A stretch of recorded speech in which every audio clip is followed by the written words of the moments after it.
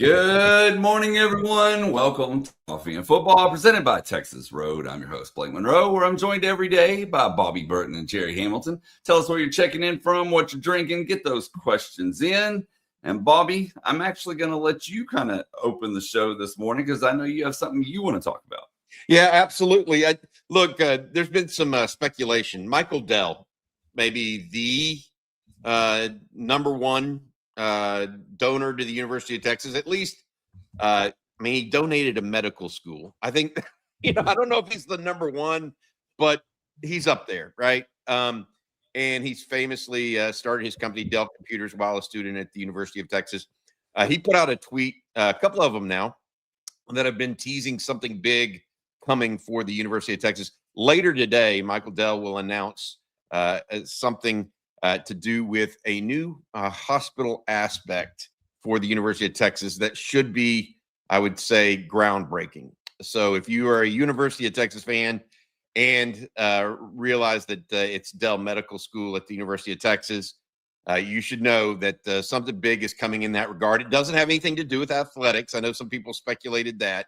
But it's actually, it should be, how should I say this? It should be it should make national news. I'll put it that way. So good luck to Michael Dell today, bolstering the University of Texas and the city of Austin, I think, and Central Texas in the process. It's going to be an amazing announcement, I think. Look, we start this and we talk about University of Texas football all the time. And we hope you guys know that is our goal to do that.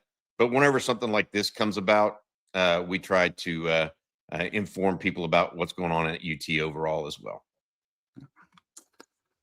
All right. Well, I guess what up next, let's talk about this CBS, guys. They put out a 2027 names that could pretty much shape the 2027 draft. And how about this? So they did 32 names for 32 teams and 32 picks of the NFL draft, and 5 Longhorns in here, starting with Colin Simmons at number 3, Arch Manning at number 5, Trevor Gooseby at 9, Cam Coleman at 12, and Rasheem Biles at 31.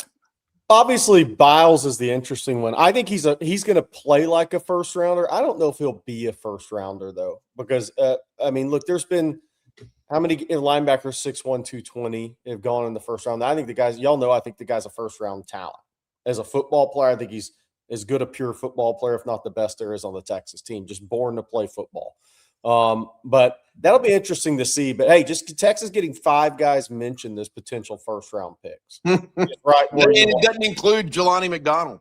Yeah, it's right where you want to be. And Biles is going to be one of the interesting guys we'll be talking about in a year from now as far as the NFL draft goes. But he's going to play like a first round pick. But that doesn't mean he'll be a first round pick because of his size. But it's going to be interesting. The other thing about this list is on CBS. Outside of the 5 Texas guys, there's 10 players on this list that are on the Texas schedule this year. So essentially a third are on the Texas schedule this year. So again, really tough schedule. I think Texas has the most guys on this list with 5, though. I'll say that. So that it's an interesting list, and I actually like that Arch Manning is at 1. There's a little pressure off, right? Yeah. To your point, Jerry. The other thing that you could look at it and say is that the real thought process I have is not just how many, but who else might be on it instead of Rasheem Biles. It gives you a sense of the depth that we've been talking about, right?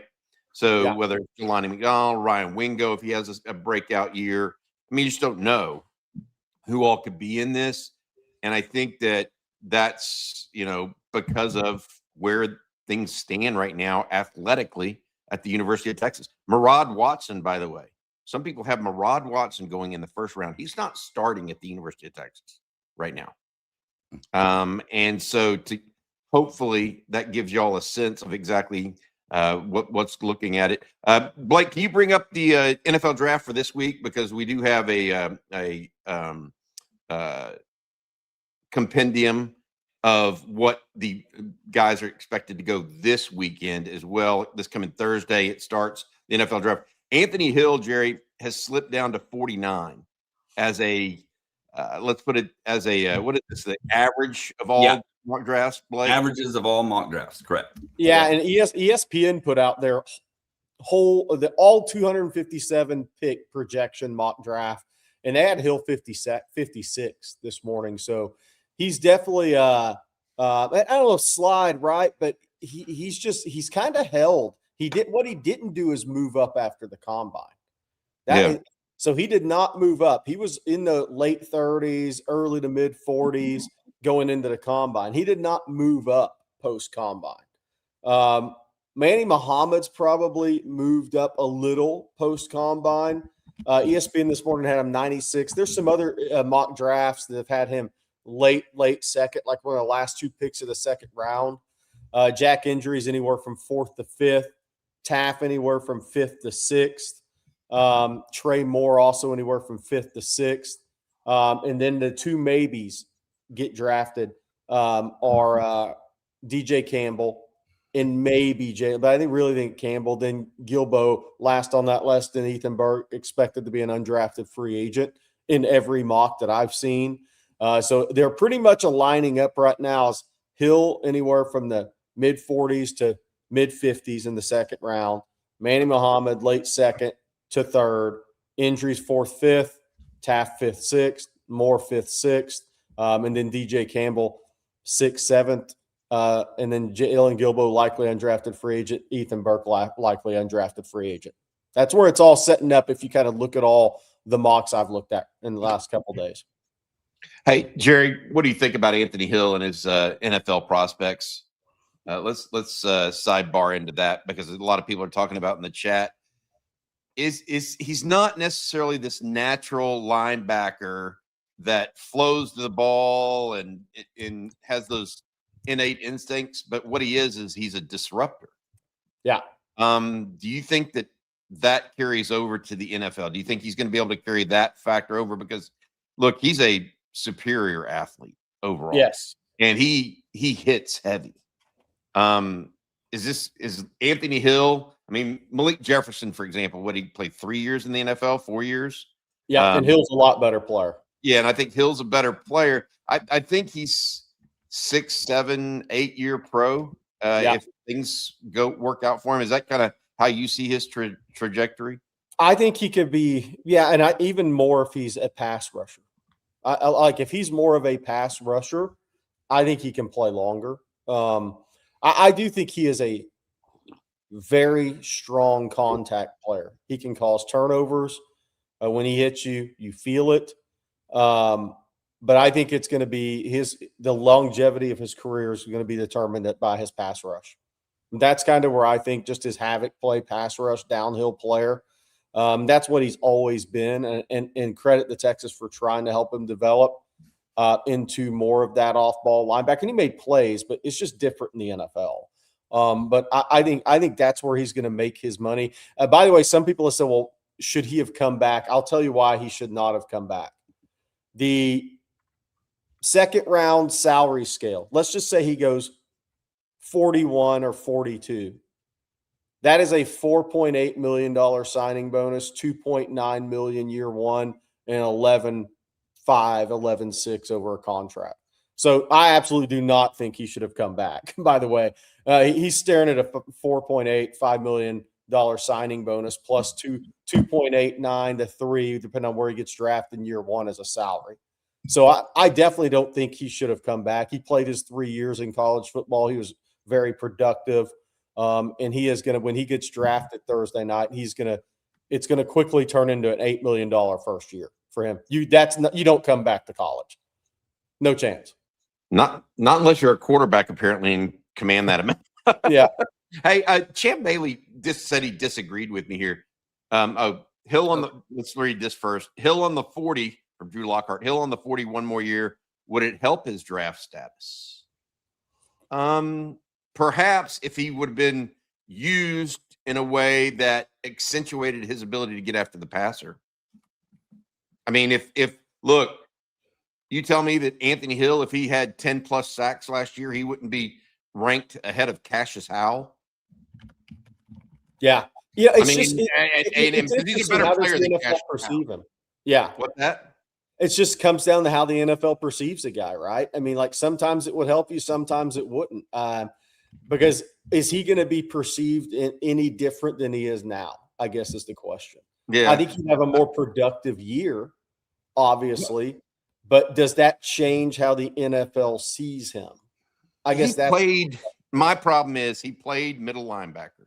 Like I'm going to get Champ Bailey says something. Champ's been around a long time. He knows what he's talking about here. Don't quite agree with Bobby. Hill is very instinctive and natural at the position. He was just not used correct. I think he's a natural outside linebacker, not a natural inside linebacker. That's the difference. So he can, when he pins his ears back and gets upfield, he's tremendous. Yeah. That's the difference, Champ and Drew. When we're talking about this, I think that there's the inside linebacker role is not necessarily his. I don't think it's his super strength. I think it's getting after the quarterback. And to my point with Jerry, his perception, you have 10 plus sacks. I mean, Cassius Howell, I don't think he's going to be very good in the NFL. This could be wrong, but had a lot of sacks last year.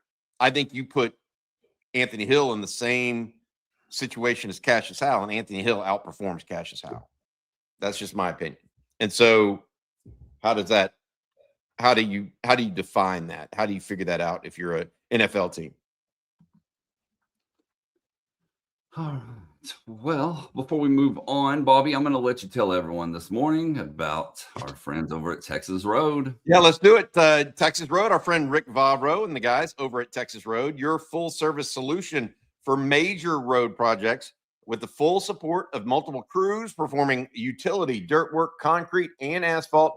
Texas Road provides on-site concrete through volumetric trucks for smaller volumes. They're able to complete road building in a high-profile environment. That is Texas Road, your full-service solution for major road projects around Texas.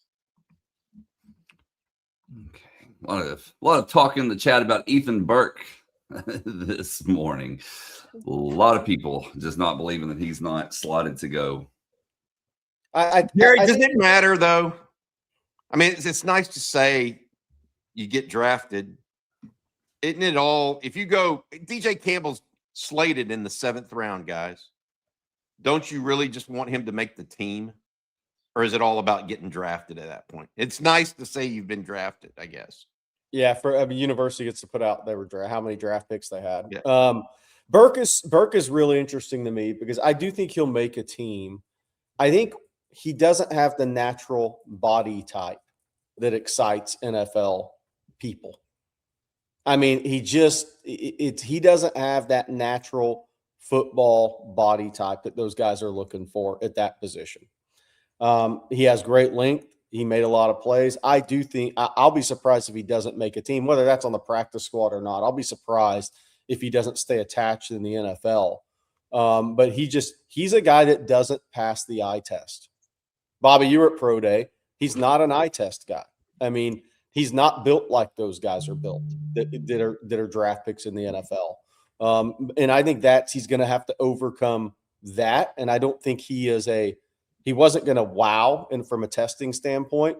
So he's going to have to wow with effort on a football field and being able to make plays. That is how he's going to stick in the NFL because he's not going to wow when he walks into the building. He's not going to wow from a testing standpoint. He has got to actually wow with his motor. His motor will keep him in the NFL if he shows a great motor. I was going to say, and I think he can do that. I do too. Like that's my point is I agree with everything Jerry just said. And I think he can still stick in the NFL because not only does he have a motor, he has long.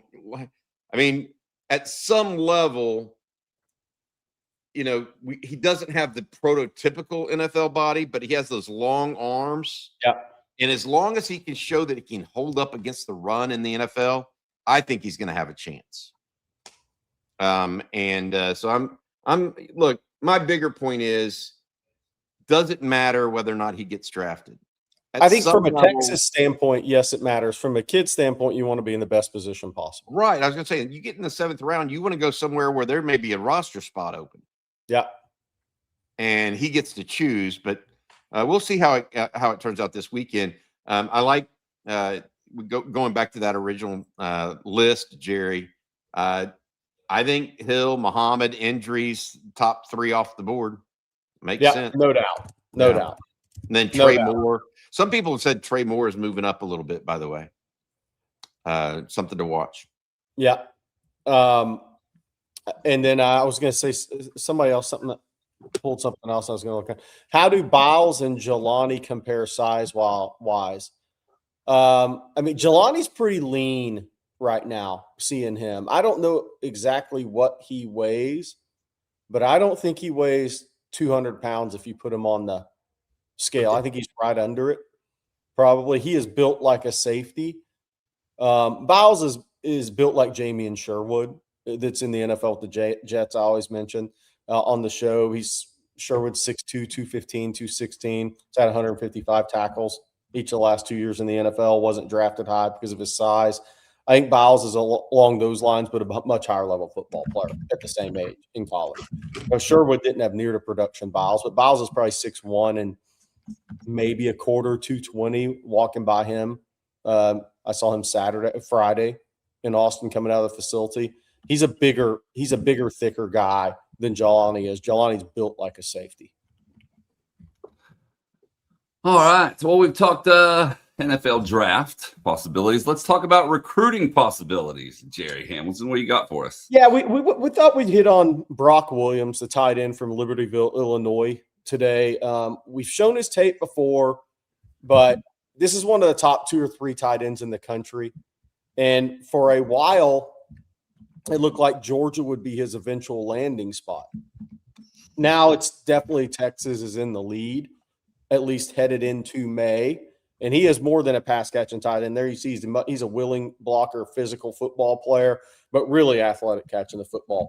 I think there's 3 teams, Texas, Georgia, Ohio State. Unless something changes big time, I think Ohio State's more of a distant third. I think he's going to end up playing his football in the SEC. Returning kickoffs. Bobby likes to mention that for a tight end returning kickoffs. But I think Texas is easily the favorite here right now. There's a lot of confidence, even on players committed to Texas right now, about Brock Williams. So we'll see if Texas closes it out.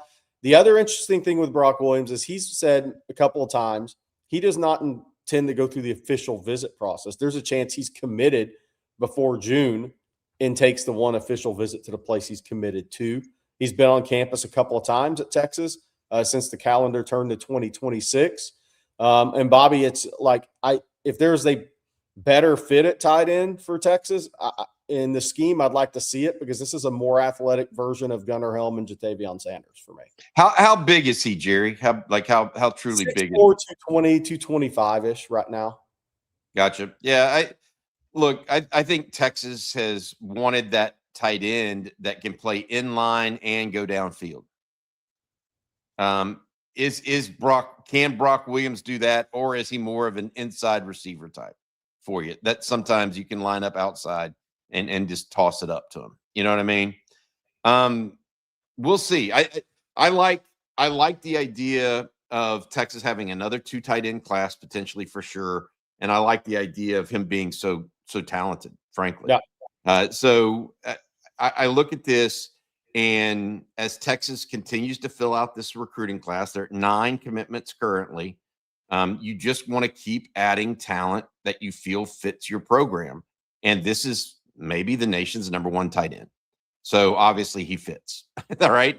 So my thought process is, as we're looking at the young man, we're trying to figure out, okay, who else are they going to get? Because I feel like you need 10 to 12 kind of like bona fide blue chip guys in every class, Jerry. Now that you're in this age of the transfer portal where you're going to spend a lot of money in the transfer portal for sure. So you got to be limited on who you're going to go after. Perhaps this is one that they really want and have decided that Jeff Banks has decided along with Steve Sarkisian that they really want him. Yeah. And by the way, Texas fan, agree with that. If he goes to Texas, Texas fan says wait till Becton gets him in the weight room. I agree. I think this guy's going to be 250 pounds and really athletic. I think somebody asked in the chat, is he more athletic than Nick Townsend? Nick Townsend, if you went to took all tight ends to an NFL combine, Nick Townsend's going to tear up an NFL combine, guys. I mean, he was running 21.3 in the 200 at 240 pounds in high school. Like from an NFL combine standpoint, Nick Townsend's going to test off the charts, whether it's broad jump, whether it's vertical, whether it's 40s, L cones, all that. I've seen that in person. That dude is a elite athlete at that position. Now, what does that mean for catching a football contested with 3 people around you? That can be 2 different things. But Nick Townsend is a hellacious athlete, and pound for pound, probably one of the better athletes in the program.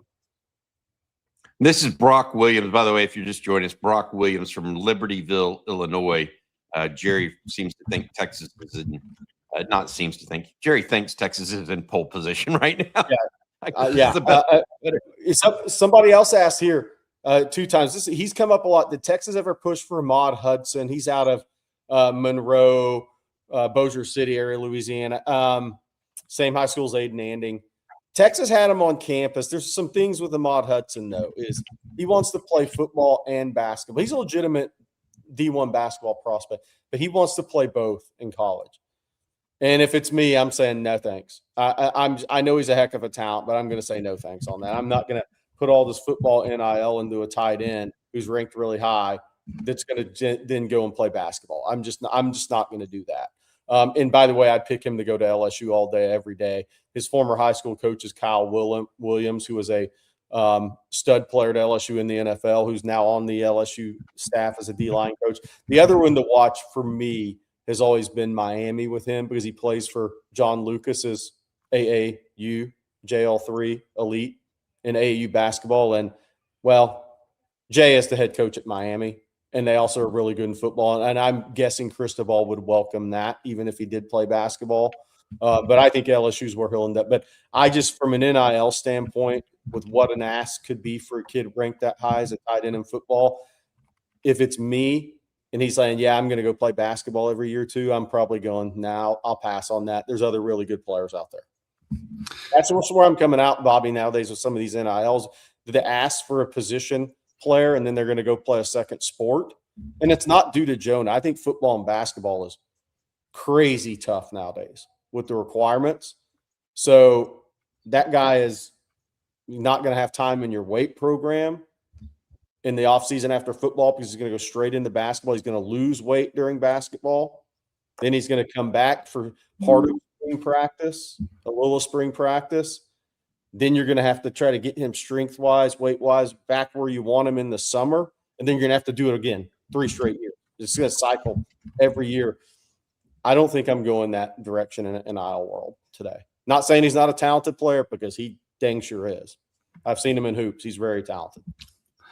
We got a couple of other recruiting questions for you as well. Dave actually says, Jerry, what do you make of the big offensive tackle Demarion Johnson, who's an Aggie commit, but after last weekend has made 4 visits to Texas since August?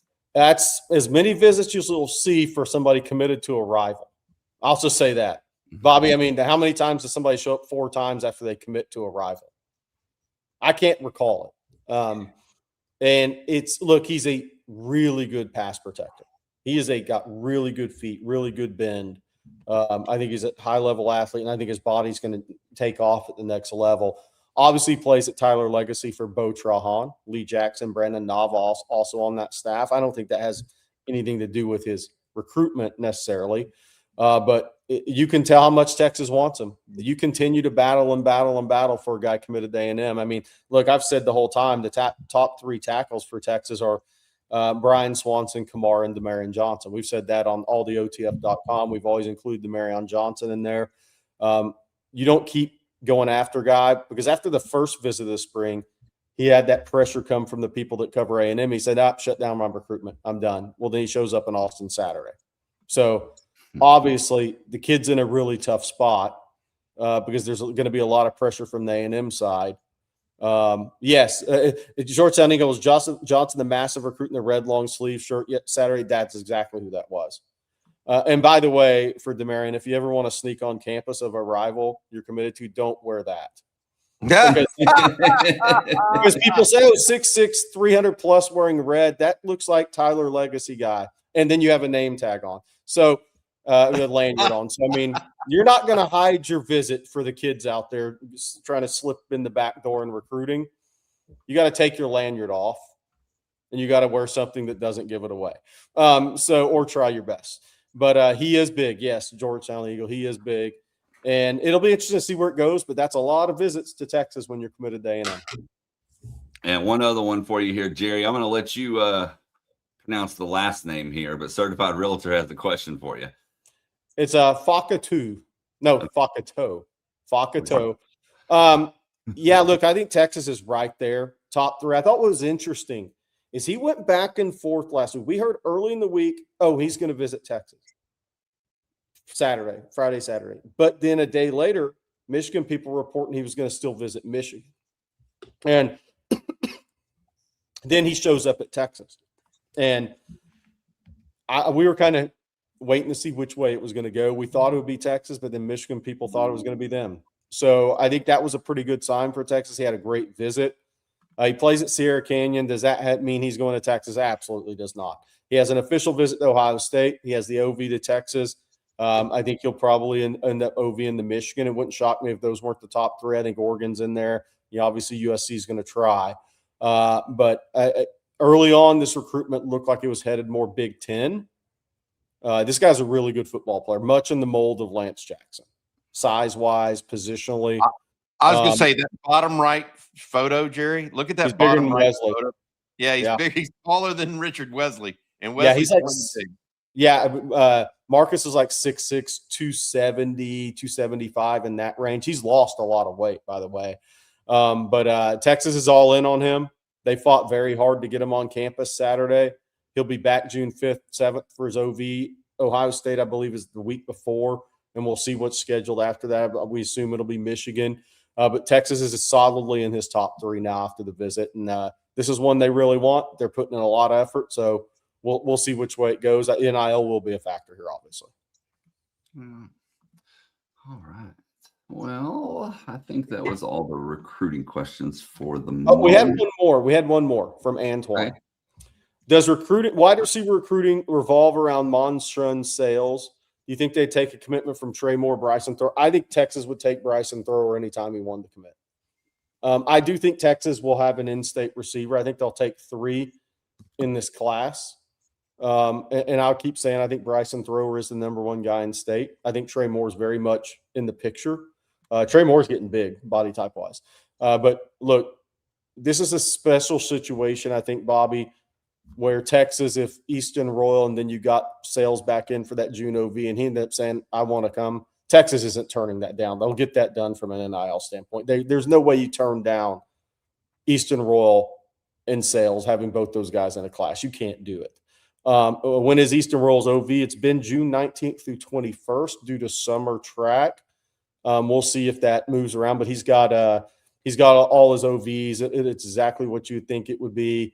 It's Tennessee, it's Ole Miss, it's Florida, it's LSU, and then it's Texas. Now, he may only take 4 of them, but Florida, LSU, and Texas will be 3 of those, and he may not end up taking a Ole Miss or Tennessee, but he's been very transparent with his recruitment. Everything he said way back in January at the Under Armour game check-in, he's followed through on it. So I think Texas is in a good spot. He was on campus over the weekend. Texas in a good spot. Texas knows they're in a good spot.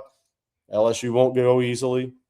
Florida's got a little momentum in recruiting right now. They'll give it a fight. But on the Royal and Sales, there's no way you can not take both those guys or get it done from an NIL standpoint if they want to come. They're the number 1 and 2 receivers in the country. And I'm not saying coming to Texas, by the way. Long way to go. Royal is, and I would just say this because the question was, does it all revolve around him? Maybe the additions revolve around him, right? Like the guys that haven't already. But Easton Royal ran a 10.18. Yeah, and he weighs 200 pounds. I mean, let's put that in perspective. So I don't think anything. Easton Royal's a freak, and Monshon Sales may be 1-2, Jerry. To your point, right? And so you try to get both if you can, but Easton Royal's a fantastic football player. All right, well, we're going to talk some odds here in just a moment, SEC. But first, Bobby, I need you to tell everyone this morning about Delete Me. I can do that. Thank you for doing that. Join deleteme.com/TX football. Delete Me makes it easy, quick, and safe to remove your personal data online at a time when surveillance and data breaches are common enough to make everyone vulnerable. Look, as someone with a pretty active online presence, this stuff matters to me. We're constantly putting content out, and you don't realize how much of your personal info is just out there. Your name, your phone number, even your home address. Data brokers collect all of it and sell it like it's nothing. That's how people end up dealing with spam, phishing, or even worse. That's why I like Delete Me. They go in and actually remove your personal information from those data broker sites so you don't have to deal with it yourself. Take control of your data and keep your private life private by signing up for Delete Me. Now at a special discount for our listeners, get 20% off your Delete Me plan when you go to joindeleteme.com/TX football and use promo code TX football at checkout. The only way to get 20% off is to go to joindeleteme.com/TX football and enter code TX football at checkout. That's joindeleteme.com/TX football, code TX football. Thank you, Bobby. And I'm going to tell everyone this morning about our friends over at Prize Picks. And a quick heads up, the regular season is done and the NBA playoffs are here. And this is where things get real fun, real fast on Prize Picks. Every bucket, every dime, every big moment, it all just hits a little different when you got a lineup going. I've been messing around with it. It's super simple. You just pick more or less on 2 to 6 player stat projections and you build your lineup. That's it. And now, during the playoffs, they have the Do It Live sweepstakes. You can make picks while the game is happening and have a shot to win a trip to the NBA Finals. Personally, I love the flexibility, too. You can go flex play, still get paid, even if one misses, or go power play if you're feeling bold. And the early payout feature, well, if your guy starts hot, you can lock it in early. And the best part, Prize Picks is available in all 50 states, including California, Georgia, and, of course, right here in the greatest state of all, Texas. So download the Prize Picks app today. Use code ONTEXAS to get $50 in lineups after you play your first $5 lineup. That's code ONTEXAS to get $50 in lineups after you play that first $5 lineup. Don't forget, check out prizepicks.com/doitlive sweepstakes for more details. That's Prize Picks, a preferred partner of the NBA. Well, let's look at some odds, guys. And let's start with SEC win totals this morning here. Georgia and Texas have the highest number, 9.5, followed by Alabama, LSU, and Texas A&M at 8.5. Florida, Ole Miss, Tennessee at 7.5. And then we go from there. I haven't looked at Georgia's schedule since Texas isn't playing them really close. I did make a typo. I need to say real quick. I'm sorry, Jared, to cut you off. Yeah. Oklahoma should be 7.5. My apologies on that because I made this. Georgia has Oklahoma in Athens, Vanderbilt in Athens, at Alabama. Florida's obviously their neutral. At Ole Miss, at South. They got a 9.5 win schedule. Yeah, I'd probably take the over on Georgia on this schedule, honestly. Georgia Tech lost Haynes King. They're kind of the opposite of Texas with their schedule. I mean, their SEC schedule's at Arkansas, Oklahoma at home, Vanderbilt at home, at Alabama, Auburn at home, Florida always neutral, at Ole Miss, Missouri at home, at South Carolina, Georgia Tech and Athens. They got a great schedule, guys, to win 10. They really do. Tennessee State and Western Kentucky are their first 2.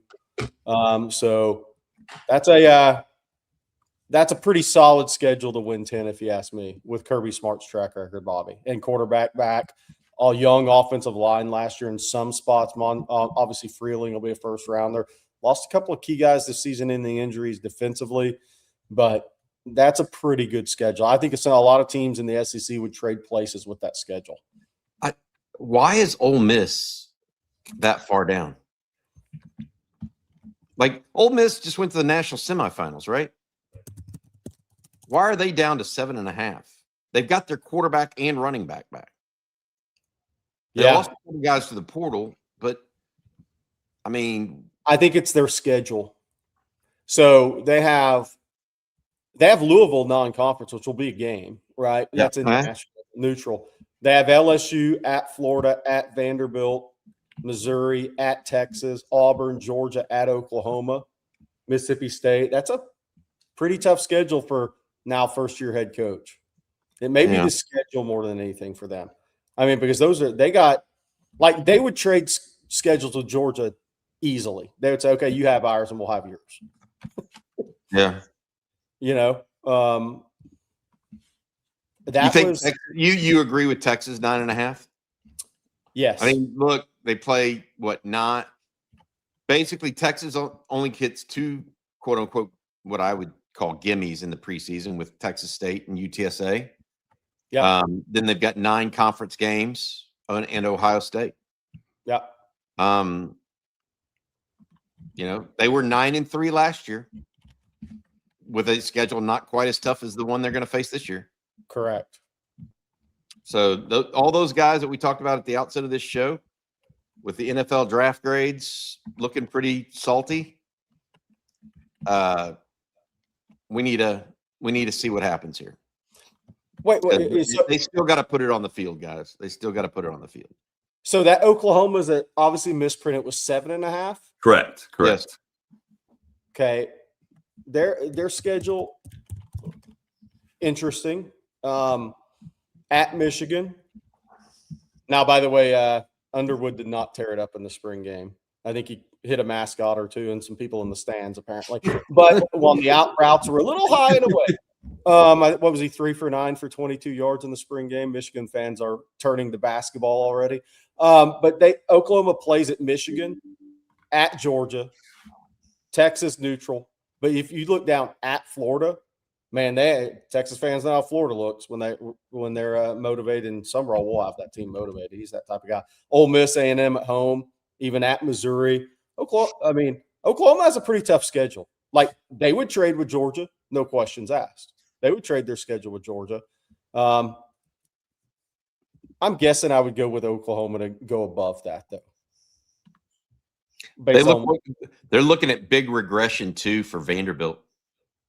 I can see that. If they go to a true freshman quarterback, if they go with Curtis in year 1 as a true freshman quarterback, they lost one of the best MMA fighters to play quarterback in college football history. That is his future, by the way.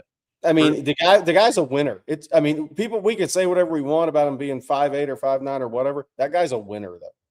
He made players better just through the way he led and his grit and toughness. And now the expectation for Vanderbilt is higher for the first time ever. And if they go with a true freshman quarterback, it'll be tough to meet that. It will be tough to not hear that chant of being a one-hit wonder. Yeah. You had a quarterback and he lifted the tide. Now you're going back and settling into mediocrity. If it's truly 5.5 wins. Well, I wouldn't be betting South Carolina is going to win 6.5, even with Lenora Sellers at quarterback, Jerry. When you lose your biggest NIL guy, left tackle, to a season-ending injury before spring practice, that's not a good omen. I mean, now I do think this. I think Sellers will make a big jump in Kendall Briles' system, though. I think that system is tailor-made for him.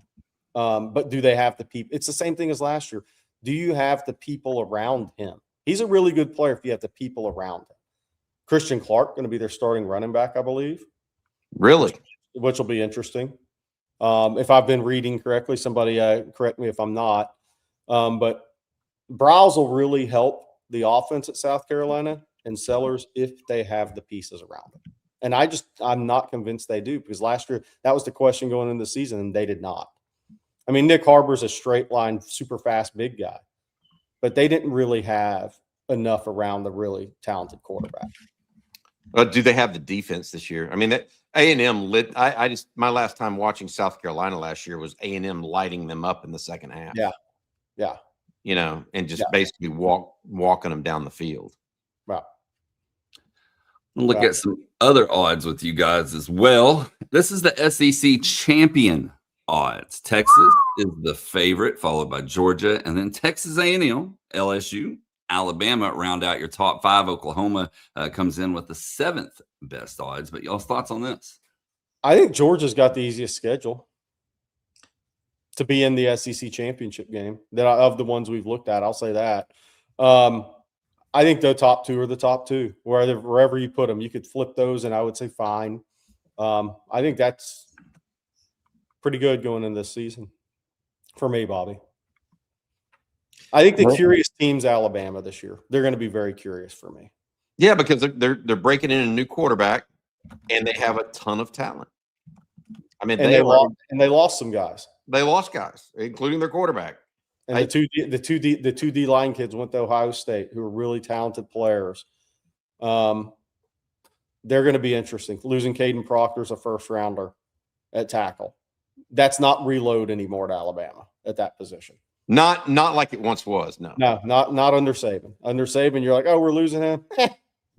Oh well, we have player X. It's not really the same there.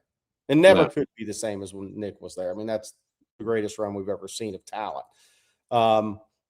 Again, I don't consider Tennessee a threat to win the championship. I don't consider Florida, Missouri, Auburn. Basically, those top 7 are different to me. And the odds show that, I guess. Where is your mark of delineation, Jerry? I can see any of those first 7 teams winning it. Can you see anybody outside of that? Or are you even shorter list than I am?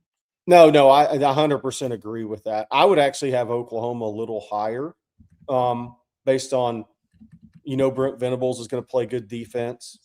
Mateer will be a better player in year 2. It's just a natural progression, right? I mean, we can't sit here and say, well, Arch is going to be improved in year 2 and say nobody else is. That's not the way it works. Right. Mateer will be a better player for them in year 2. Now, will he ever be a super accurate quarterback? I don't think that, but he'll be a better player. I'm not sure I wouldn't have them ahead of Ole Miss. Yeah. I just think because I know Venables is going to have – Venables is more proven than Pete Golding. And I think they have some disruptive defensive linemen on that. Oh, they did. They definitely have that now. I think they're going to be right up there for the best D-line in the SEC this year. So I think they're going to be solid. Again, Alabama's my question mark team. I think LSU is not from a talent standpoint, but I mean, they brought in 65 players. How do you even gauge that? How do you guess? There's no way Lane Kiffin can remember all their names yet. Okay. Like he's just looking at jersey numbers right now saying, I like this guy more than this guy. There's no way he's remembering all he's on social media too much to remember all these guys' names. Kiss my grits. That guy does not know all their names right now. But he's going to be under immense pressure as a coach this year. LSU's under immense pressure because of what they paid him, what people are reporting that roster is. Sam Levitt's coming off a Liz Frank or a foot surgery close to that. So he's under immense pressure because that fan base doesn't care. They may like him now, but after loss one that he wasn't supposed to have, they're not going to like him. If anybody's ever driven through Louisiana and listens to their radio shows about LSU football, it's the most entertaining and wild thing this side of Kentucky basketball. They don't care. They like him now. They think he's funny. If he loses somebody he shouldn't, they're going to hate him. And then he's going to have to get back on the horse, and they're going to have to get back on his side. There's going to be immense pressure with that job. Outside of Sark, the most pressure on a coach in the SEC is Lane Kiffin this year. And Kalen DeBoer's third. With LSU, I want to say this about them. You mentioned Sam Levitt and his foot injury. I thought LSU got one of the more unheralded prospects in the portal of any team out there because people don't think about backup quarterbacks necessarily.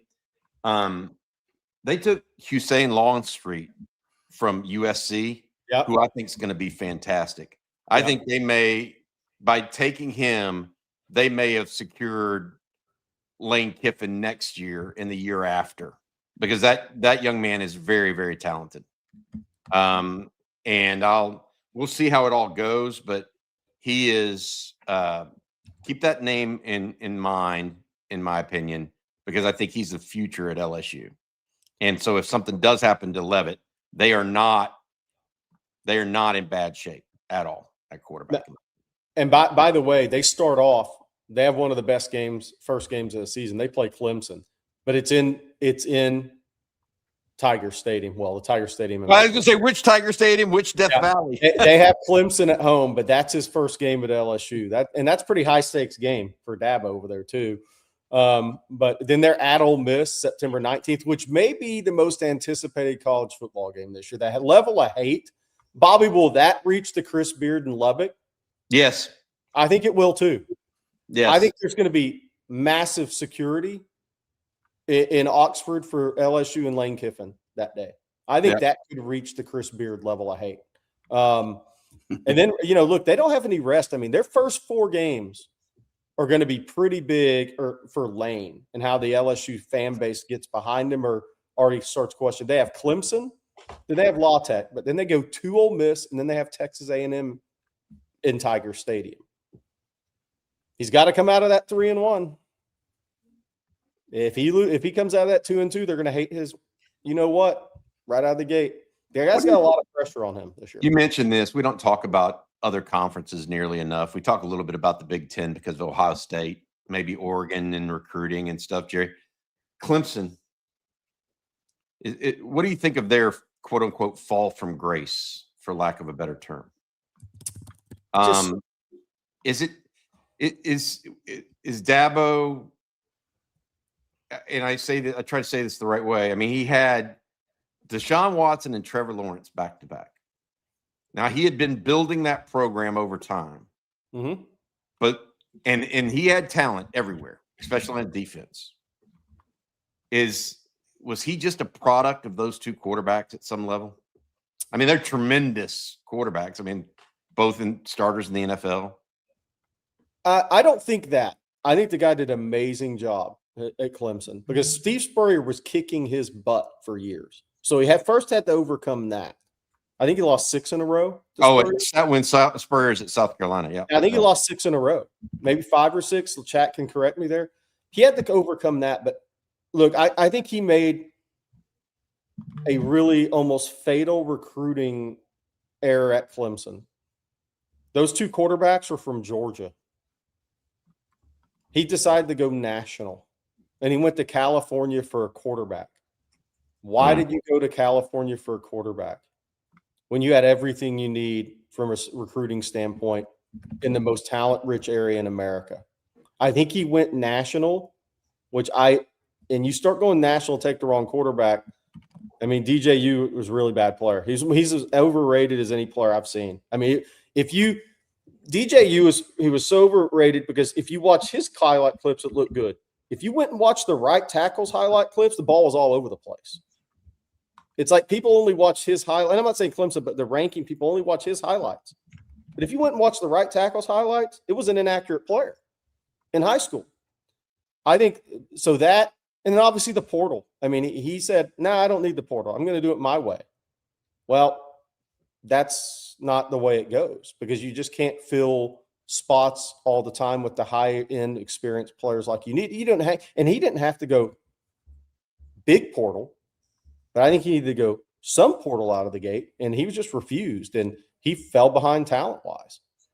And now he's in a position where, is this a make or break year for him at Clemson? I would say some people call it that, but he starts at LSU with a new quarterback.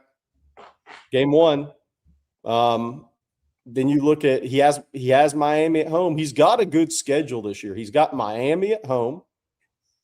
He's got Virginia Tech, who's going to be a threat in the ACC, in my prediction. They have him at home. They go to FSU. They go to Syracuse. Georgia Tech is at home. South Carolina's at home. He's got a really good schedule. Does he have the dudes to get it done anymore? Because the crazy thing is, they're about to have 3 first-round draft picks Thursday. More, at least 2. The offensive lineman, Peter Woods, and TJ Parker. So all those guys that they're about to have 3 first-round picks, and they're not replacing those guys this year. So what are they? Does he have enough guys? A lot of people will say his lag of or lack of attention in the portal and when I say lag, basically didn't take a portal guy for 2 years. It has been an issue for him. I think that he's got some holes to fill right now in that program, and to prove that he is a quote unquote national championship level coach on an ongoing basis. Yeah. I mean, Champ Bailey said, who's going to be Clemson's starting quarterback? That's a really good question. They are going to more than likely go with Vizina, who's talented. Kid's got a lot of arm talent now. That's probably who they're going to – I think Vizina is going to be their guy. Who's a redshirt junior, been around the program a long time. But now, I'll say this for Clemson. Here's where an area I don't want to underestimate or underrank Clemson. Their wide receiver core is good. Yeah. It's as good as anybody's. I mean, Bryant Wesco, NFL draft pick. TJ Moore, NFL draft pick. Texas loved Bobby. We love Naeem Burrows coming out of high school. He is going to be really good for them early. And Naeem Burrows is a 10-4, 10-5 guy. They're going to have to put out 3 future NFL draft picks at wide receiver.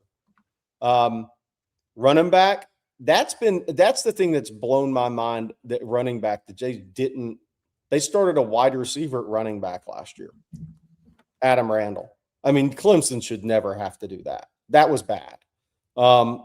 They got guys that are going to put the ball in the end zone if the quarterback can get it to him. That's going to be big in the ACC for him.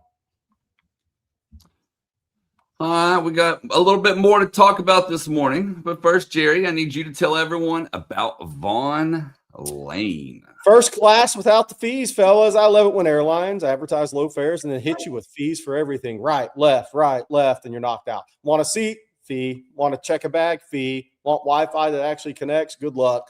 Some carriers are now making it you pay $80 or more just for a seat assignment on their cheapest tickets, or you roll the dice at check-in. Relaxing way to start a trip, right? Not. Vaughn Lane flips the whole script. You walk into a beautiful hotel terminal, no lines, no TSA, and no stress. You board a coach with just 22 first-class leather seats, everything included. Wi-Fi, snacks, beverages, hot towel service, complimentary meals on select departures. Bags, bring them, no charge. And the internet is Starlink, which means it's fast, reliable, and actually works the whole trip, not just when the plane hits cruising altitude and the stars align. Plus, Vaughn Lane just expanded with more departure times between Houston and San Antonio and between Fort Worth and Austin. Vaughn Lane serves Austin, Dallas, Houston, San Antonio, Fort Worth, Plano, the Woodlands, Nashville, Memphis, Atlanta, and Knoxville. Go to vaughnlane.com and enter promo code OTF26 for $20 off your first ride. As always, what is Vaughn Lane? It's a private jet on wheels. Thank you, Jerry. I'm going to tell everyone this morning about our friends over at Cheers. You ever have one of those nights where you're like, I didn't even do anything crazy, but somehow the next morning it still hits you? Like, I'm talking a couple of drinks out at dinner, you drink water, you go to bed at a normal time, and you still wake up feeling foggy and having low energy.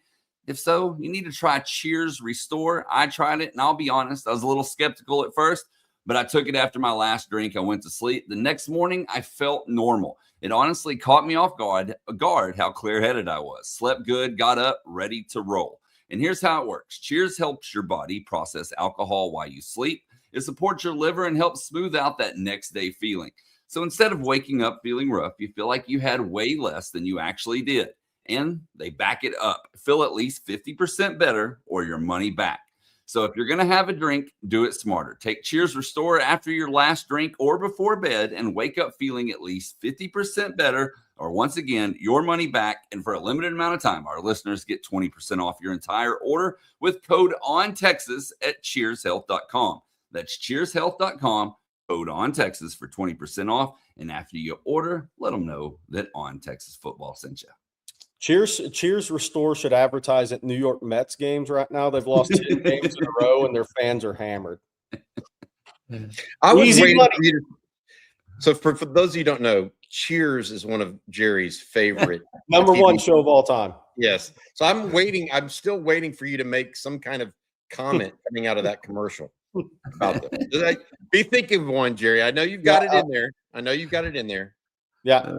By the way, I said this recently. I stumbled upon what YouTube now has. They have every funny line Coach Ernie Pantuso ever said year by year by year on videos. You don't even have to watch the Cheers episodes anymore. You can just go watch the funniest things all the people said. It just brings back all the memories. Goodness gracious. Hey, we need to say a special congrats to a future Longhorn. Yes, we do. Yes. Yeah, no, we got you. Go ahead. I had the false start. Bo Ogden was named Mr. Texas Basketball State of Texas yesterday. Great accomplishment for any player in the state of Texas. Obviously, 22 points, almost 8 rebounds a game. Westlake lost in the state championship game to Little Elm, who was really, really good. I saw Little Elm at TABC in the summer. That was pretty easy prediction on them. But Bo Ogden shot 40% from the free throw, from the 3-point line, I should say, 85 from the free throw line, while being face guarded all season. I saw him play multiple times, watched it either on Huddle or Texan Live or whatever. Face guarded the whole games all season long for them. He's going to be a really key, tremendous shooter, can flat out shoot the basketball. Texas beat out, obviously people thought Texas would win out, as I did too, beat out Purdue, Virginia, and Stanford for Bo Ogden, who's ranked top 50 in the country. Going to be a really good player at Texas. Can really shoot the basketball, like high-level shooter. So congrats to Bo on being Mr. Texas, State of Texas, basketball in the state of Texas. Same award his father got as Rick Barnes' first ever recruit, by the way, back in the day. Chris, now the GM for basketball for the University of Texas. Yeah. So congratulations to the family. He's about to be up for GM of the year in college basketball, I think. Coming out after all these portal signings. Hey, is he? Let me ask you this: is he a reasonable approximation for like a guy like Cam Hyde? Losing him is he because he's such a good shooter? Yeah, maybe not as old or as experienced, right? Yeah, I mean, Cam Hyde played a national title game, Final Four, all that good stuff. Bo's going to be a better all-around player easily. And now, year one, I think he's going to play his role off the bench and be very big for Texas in that role. He can really space the floor. There's going to be scouting reports on him out of high school. You're going to have to guard him 25 feet out. So he's going to help space the floor. He's going to help create space for others. I think he says such a good hoops IQ. He's going to play well off of others. He understands the game. He sees the game. Really good offensive player. I mean, he shot the heck out of the ball last summer. He led the Adidas circuit in three-point shooting at 51%, 50.7. That's unheard of. Like, he can really shoot the basketball. I think people that watch him at Westlake, because he didn't really have any other D1 guys around them, they saw a different Bo Ogden you're going to see in college than I saw in AAU when you have D1 players around you. It wasn't the same scenario when you get face guarded for entire games. People just face guard you and face guard you and face guard you. That's not going to happen, obviously, at the college level. It didn't happen last summer. He's a better all-around player. I'm not saying day one. Cam Hyde was an interesting player because he could catch and shoot at a very high level. And then he was a straight-line vertical athlete, really good. But laterally, offensive game off the dribble, wasn't really what he was. He was a catch-and-shoot guy that could dunk it if he had a straight line. Bo's going to be a much better all-around basketball player than Hyde. Will he do it year one? I'm not saying that. Game one, I'm not saying that. But over a course of time, people will see that at Texas. All right, let's see here. We were talking about odds a minute ago, guys, and when I was looking through those odds, I noticed, if I can take down Bo here, I noticed that Texas actually is going to face 6 of the top 14 Heisman favorites this season. Arch Manning, obviously the favorite, along with Notre Dame quarterback C.J. Carr. They're both at 800. But Trinidad Chambliss, has the third best odds, like Julian Sayin right behind him, Jeremiah Smith right behind Sayin, Sam Levitt, Marcel Reed, and then John Mateer. But 6 Heisman favorites on Texas' schedule this year, fellas. Yeah, but they've got the number 1 guy on their own team. That's true. That's true. Yeah. Look, I mean, it just goes to the quality of competition Texas is playing. I mean, I think the SEC itself is part of the issue here, but Ohio State, they are the team in college football right now from a talent perspective that others are being judged against. Were they going to have 4 first-round picks? Yeah, on Thursday? 4 top 12s. Yeah, 4 top 12. I mean, so Let's see where they go. Julian Sayin is going to be involved in this at the very end of this season, in my opinion. He completes. He's too accurate not to be involved in it. He's going to hit like 70% of his passes. Yeah. And they're going to win at least 10 games. Yeah. So I think that of all of those, the one that I would say is most likely to be in New York, including Arch even, because I think Arch and all these guys in the SEC, they could eat each other alive, right? By losing a game or two to one another. Sayin is the most likely guy that's going to be in New York, in my opinion, out of that group. And by the way, yes. Easier path. Coach Steve Sarcasm asks, how many did they face last year? Not nearly that many, because Sayin wasn't there last year. He's a first-year starting quarterback in his first game starting against Texas. Marcel Reed wasn't considered a Heisman candidate going into last year. No, I mean, it was really on the Texas schedule last year. It was maybe Jeremiah Smith was, right? And Diego Pavia. That's what Texas faced last year in that regard. It's definitely a tougher schedule for a defensive team this year, Bobby. I don't think there's any question about the quarterbacks alone. Yeah. I mean, your point, the quarterbacks alone. Yep. And then on the LSU side, you Sam Levitt, see how he is coming off the surgery. But the one thing we will, or at least I will, give credit to with Lane Kiffin, he's going to make somebody look like they are. That's proven. Yep. So whether you like Levitt or not, the best thing to happen to Sam Levitt's going to be, if he's healthy, is going to be Lane Kiffin. Lane Kiffin's proven that out. So that's the best thing that's going to happen for him. But to Bobby's point, if he's slow coming back off that foot, Longstreet may be the guy that looks like that, because Trinidad Chambliss was in D2 football 2 years ago. Yeah. Lane's proven. He is a proven guy as an in-game play caller, and he can make a quarterback look maximized. This schedule is a challenge for Will Muschamp and the Texas secondary, Bobby. That's the one thing I'll say. And it starts with the pass rush to help the secondary and being disruptive. But this schedule is going to be a challenge for Will Muschamp and the secondary of Texas, because they face a lot of really good quarterbacks or OCs that can put their quarterbacks in really good position. I think the biggest question of all, Bobby's brought this up, the biggest question of all right now I have when you look at Texas schedule or something like that, what's Holman Wiggins going to do for Marcel Reed and A&M? Elko better have hit that out of the park. He better have hit that one out of the park as far as a hire, Bobby, because that can change A&M's trajectory this year a little bit if he didn't. All right, we got a couple of super chats this morning that we need to get to. First off, though, I'm going to read this from Mr. Shandeezy. He says, my people. Jerry, you left Hank down there to deal with me by himself, man. And you could have drank the shiner my man Bobby didn't want. It was a pleasure meeting the best in the biz. Hook 'em.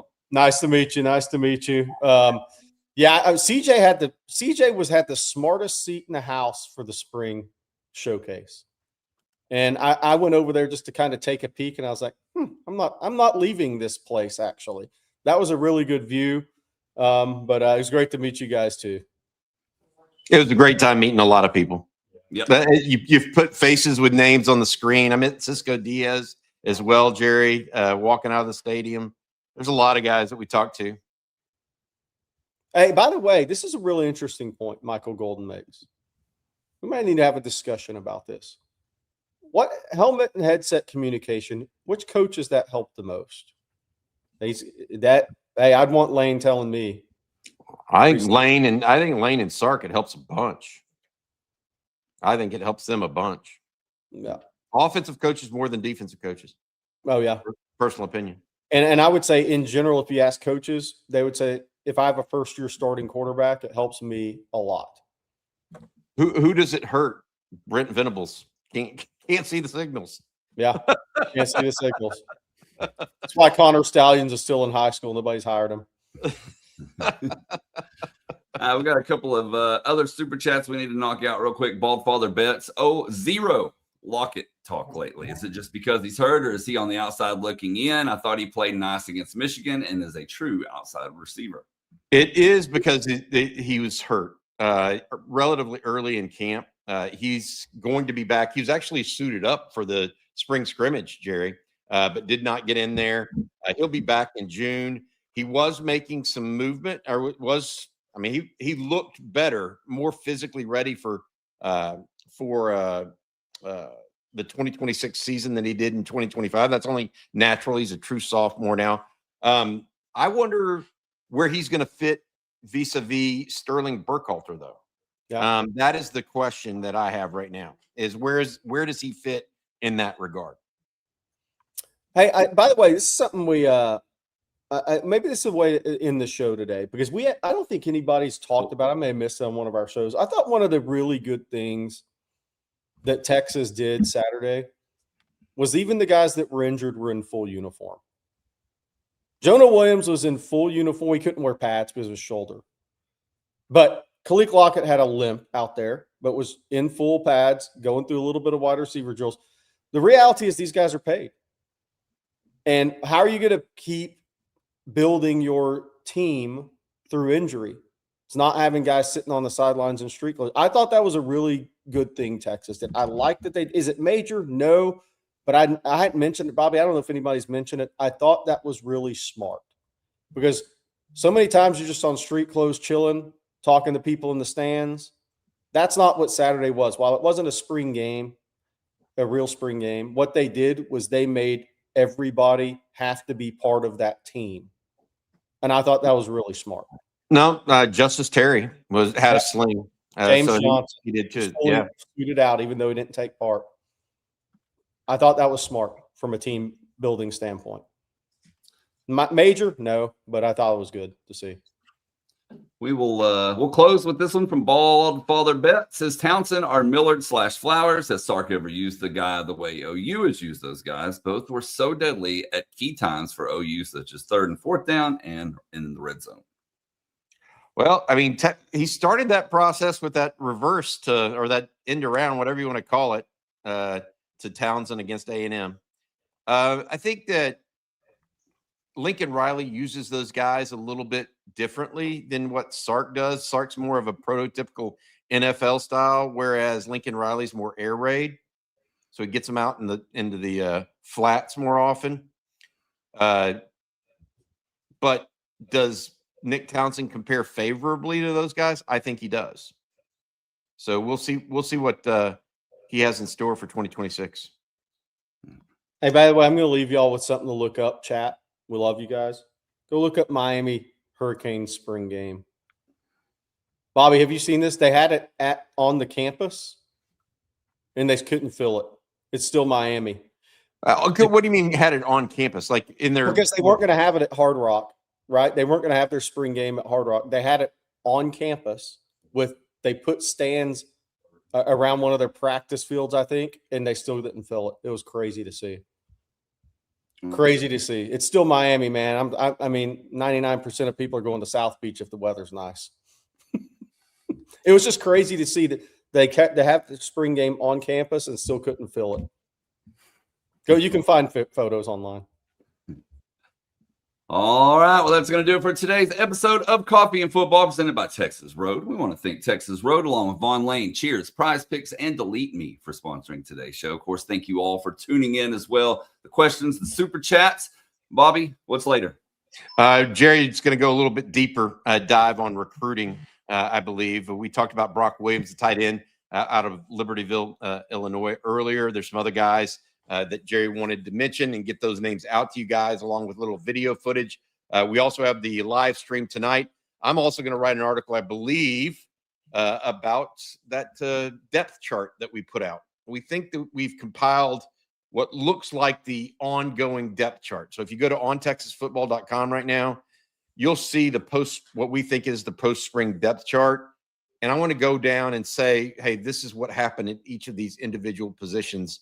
I'm going to write that up here in the next hour or so and put that on texasfootball.com. All right. Well, we will be back same time, same place tomorrow. We hope you all have an outstanding day today. So for Bobby Burton and Jerry Hamilton, I'm Blake Monroe, and we'll see you then. Plug 'em home.